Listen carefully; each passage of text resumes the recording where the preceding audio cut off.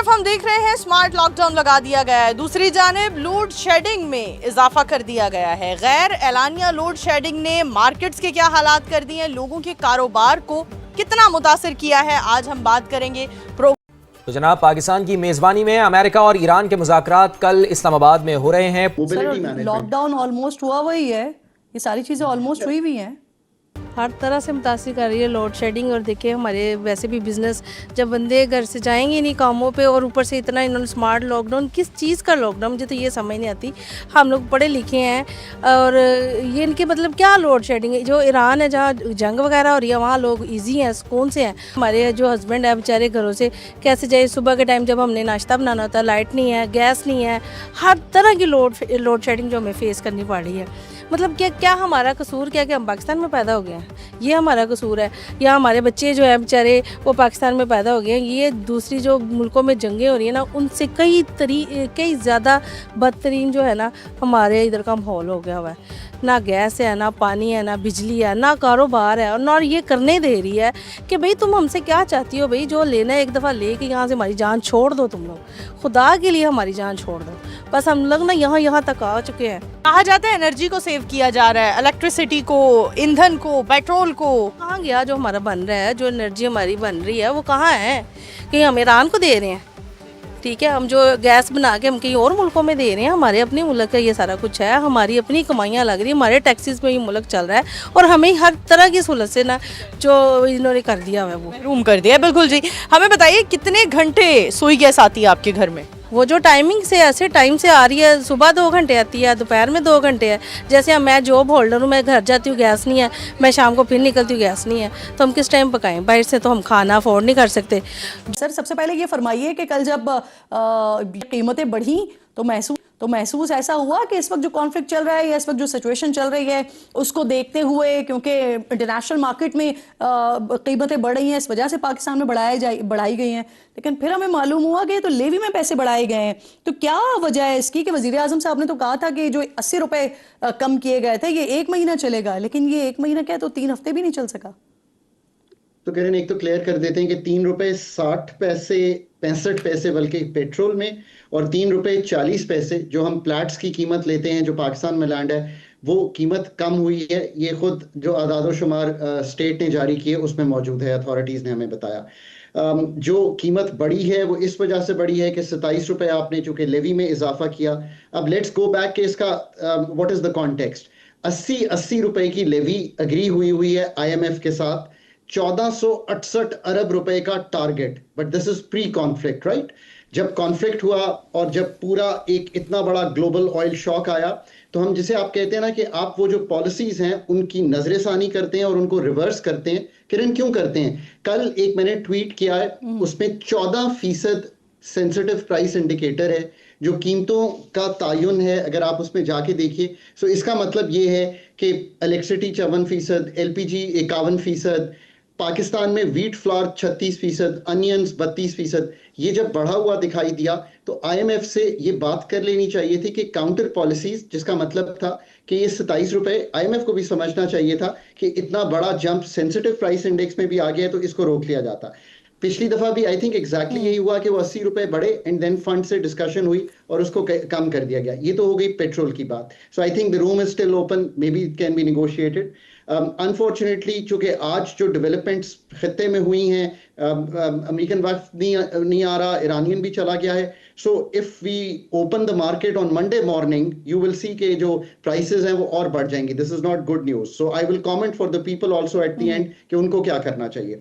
जहां तक डीजल का ताल्लुक है, उसमें एक फॉर्मूला है जो इंपोर्ट बेस्ड पे है, उसमें 30 रुपए इजाफी PSO को दिए जा रहे हैं, क्योंकि वो जो इंपोर्ट का है वो कवर किया जा रहा है। हालांकि 70% तेल चूंकि पाकिस्तान में क्रूड ऑयल से डीजल बनता है, अगर उस फॉर्मूले को किसी भी प्रोफेशनल को बिठा के थोड़ा सा रिव्यू करेंगे तो शायद उसमें भी गुंजाइश निकल आएगी। और उसका जो ऑब्वियसली 36 रुपए एक और टैक्स है, उस पर मैं बार बार समझाता हूं कि हमने सारे टैक्सेस जीरो नहीं किए, ठीक है, नहीं भी करने थे। वो क्या है, उसमें 33 रुपए इंपोर्ट ड्यूटी है और 2.5 रुपए कार्बन लेवी है। इसी तरह पेट्रोल पे भी 24 रुपए इंपोर्ट ड्यूटी है, 2.5 रुपए। ये जो 3 रुपए आप कमी का बता रहे हैं खाकान साहब, ये आलमी मार्केट में कमी का बता रहे हैं? दुरुस्त। आलमी मार्केट दुबई प्लैट्स की पाकिस्तान लैंडेड प्राइस जो अथॉरिटीज ने खुद एग्जैक्टली शाया किया, मेरे सामने खुली हुई है, उसमें 3 रुपए 40 पैसे डीजल पे और 3 रुपए 65 पैसे पेट्रोल पे कमी जो है वो दिखाई दे रही है। अब again go back to the IMF, उनसे बात कर लें। मुझे अभी भी इसको कहते हैं हम काउंटर सिक्लिकल। इसका मतलब है कि अगर कीमत घट रही थी तो आप PDL बढ़ा सकते थे, हमने बढ़ाया सो दैट 1468 का रेवेन्यू, उसमें से वैसे 1200 अरब कलेक्ट हो गए। प्रॉब्लम एक और भी आ रही है किरण, वो ये आ रही है कि हमने एक प्राइमरी सरप्लस, इसका मतलब है कि हम अपने सारे खर्चे जो निकाल दें, सवाए डेट सर्विसिंग के जो सारे खर्चे हैं कर लें, तो हमारा एक सरप्लस आना चाहिए 3400 अरब का। ये भी प्री वॉर डिटरमिन हुआ हुआ है। Go back to the IMF और उन्हें कहिए कि इस पे भी सोच विचार कर लें। एक आखिरी बात, अगर FPR का एक शॉर्टफॉल है जो 610 अरब के करीब है, कुछ लास्ट मंथ 180 का शॉर्टफॉल वॉर से रिलेटेड है, IMF से नेगोशिएट कर लें। In the end this boils down to the capacity sir, of the home आपने कहा कि पर लोग अभी भी उसको शायद समझ नहीं पा रहे कि ये काफी लंबा अब चल सकता है। ये 3-4 महीने अगर चलता है तो आपको बिल्कुल ठीक sir. On A lighter note, वैसे कल जब ये पेट्रोल की कीमतें बढ़ी हैं तो लोगों ने सोशल मीडिया पर मुझे मैसेजेस किए कि जो हमारे मेहमान आते हैं तो क्या सरीना के बिल्स हम पेट्रोल से पैसे लेकर करते हैं। पता नहीं मजाक मैं कर सकती हूँ या नहीं, क्योंकि यहाँ पर तो मजाक पर भी FIRs हो जाती हैं। बहुत बहुत शुक्रिया आपका डॉक्टर खाकान नजीब। संडे को मार्केट ओपन होती हैं तो ये और भी बुरी खबर है कि मजीद कीमतें बढ़ सकती हैं। तो मजीद और कितनी कीमतें बढ़ सकती हैं? देखिए, इंटरनेशनल ऑयल प्राइस जो है वो आफ्टर दिस फैक्ट के दोनों हजरात जो पाकिस्तान तशरीफ ला रहे थे वो नहीं आए और इरानियन डेलीगेशन भी चला गया, जिसकी कुछ उम्मीद ये थी कि हम आगे बढ़ेंगे। आगे तो बढ़ना ही है, तस्फिया तो होना है। Pakistan played a great role, एक मीडिएटरी का, एक नेगोशिएटर का। तो एक ऑब्वियसली उस वक्त ऑयल में एक स्पाइक आ सकता है अगर स्ट्रेट्स ऑफ हॉर्मुज़ इसी तरह चलती है। So here's my 2 cents for the people of Pakistan. अभी मैं ईरानी सदर का बयान देख रहा था, मैंने 2 मार्च से ये कहना शुरू किया हुआ है, अपनी खपत को घटा लें, इसके अलावा कोई चारा नहीं है। वो ठीक है, लोड शेडिंग ना करें हमारी। अच्छा, एनर्जी क्राइसिस के लिए क्या मशवरा देंगे? है ही नहीं है, एनर्जी क्राइसिस है ही नहीं है। इन्होंने उलझा दिया हमें आपस में कि लो जी लोड शेडिंग हो रही है, दुकानें बंद कर दो। क्यों करें दुकानें बंद, कहाँ जाएं हम? अच्छा, क्या कहेंगे, कोई सजेशन देना चाहेंगे हुकूमत को? हम देखते हैं आम शहरी सबसे बड़ा तज्जियाकार है, क्या तज्जिया देंगे, क्या कहेंगे? आने वाले दिन कैसे देख रहे हैं आप? बहुत मुश्किल आने वाले दिन। तो आगे वैसे हमारा सीज़न स्टार्ट होने लगा है, एक कुर्बानी ईद है, आपको पता ही है कि इसका वो दिन नहीं होता कि अभी रमज़ान शुरू होना है, अभी ईद आनी है, नहीं आनी, नहीं, इसके दिन पहले से डिसाइड होते हैं कैसे कारोबार करें। ये काम लटका हुआ हमने किया है भाई, इधर भी कैमरा करें अपना तरफ। ये हमने काम बना के रखा हुआ, कस्टमर लेने नहीं आ रहा। अच्छा, किधर जाएं? क्या वजह है, कस्टमर क्यों नहीं आ रहा? पैसे ही नहीं है कस्टमर के पास, कारोबार नहीं है। यकीन करें, मेरा इसके अलावा भी कारोबार है, सुबह 5000 रुपये सेल है उसकी, 12-13 हज़ार रुपया रात को मैंने देख के जाना है दिहाड़ियाँ अपने वर्कर जो मेरे पास काम करते हैं। कहाँ से लाऊं, क्या करूं? लोग कहते हैं फ्यूल महंगा है, महंगाई हो गई है। महंगाई पे कंट्रोल करने के लिए तो ये हुकूमत आई थी ना, अब करे कंट्रोल, हमारा कुछ सोचे। अच्छा, अभी तो हम देखेंगे कि लोड शेडिंग के साथ हमें बिजली के बिलों में भी इजाफा होता नजर आएगा। बहुत आ गया बिल, मेरे 70 यूनिट चले हैं, मुझे 11,000 रुपये बिजली का बिल आ गया।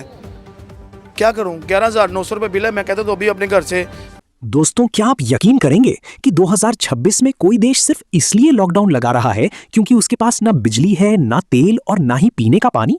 जी हां, हमारे पड़ोसी देश पाकिस्तान में हालात इतने बदतर हो चुके हैं कि वहां सरकार ने आधिकारिक तौर पर एनर्जी लॉकडाउन का ऐलान कर दिया है। आज की इस वीडियो में हम देखेंगे कि एक तरफ भारत जहां दुनिया की तीसरी सबसे बड़ी अर्थव्यवस्था बनने की दौड़ में है, वहीं पाकिस्तान बुनियादी सुविधाओं के लिए तरस रहा है। पाकिस्तान में इस वक्त 4 दिन का वर्किंग वीक कर दिया गया है और 50% वर्क फ्रॉम होम। वजह, गाड़ियों में डालने के लिए पेट्रोल नहीं है और दफ्तरों को चलाने के लिए बिजली नहीं। मिडल ईस्ट में चल रहे तनाव और तेल की आसमान छूती कीमतों ने पाकिस्तान की कमर तोड़ दी है। लोग बूंद बूंद पानी के लिए तरस रहे हैं क्योंकि बांध सूख रहे हैं और बिजली ना होने से पंप नहीं चल रहे। ये सिर्फ एक आर्थिक संकट नहीं बल्कि एक मानवीय त्रासदी, ह्यूमैनिटेरियन क्राइसिस बन चुका है। अब जरा नजर घुमाइए भारत की तरफ, जहां पाकिस्तान तेल की कमी से जूझ रहा है। भारत अपनी ग्रीन एनर्जी और सोलर रेवोल्यूशन से दुनिया को राह दिखा रहा है।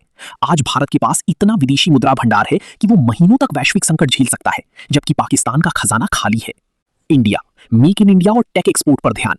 पाकिस्तान सिर्फ IMF की किश्तों और कर्ज पर निर्भर। भारत आज सेमीकंडक्टर और स्पेस मिशन की बात कर रहा है और वहां आम इंसान सिर्फ एक वक्त की रोटी और लाइट के आने का इंतजार कर रहा है। सबसे हैरान करने वाली बात जानती है क्या है? जहां आम जनता सड़कों पर है, इस्लामाबाद में सरकार शांति वार्ताओं, इस्लामाबाद पीस टॉक्स की